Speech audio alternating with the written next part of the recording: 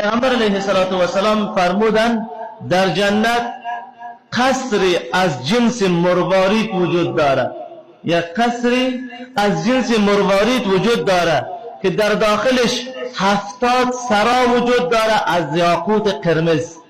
سبحان الله. یک قصر هست از مروارید، در داخل این قصر 70 سرای هست، 70 حویلی هست که اونها از یاقوت سرخ هستند و در داخل هر حویلی 70 خانه وجود داره از زمرد سبز.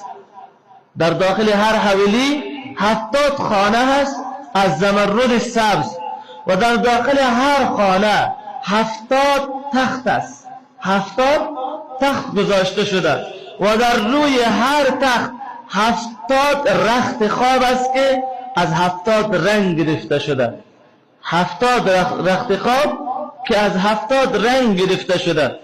بس بر هر تخت از اینها یک زن بهشتی و یک حور بهشتی نشسته هست که اگر اون حور بهشتی فقط انگشت خود را به دنیا نشان بده، دنیا دیگرگون میشه.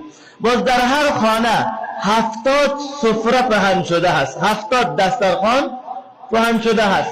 بر روی هر دسترخوان 70 نوع غذا وجود داره که هرگز با هم دیگر همخوان نیستن. 70 نوع متفاوت و مختلف نوع غذا بر روی هر سفره وجود داره.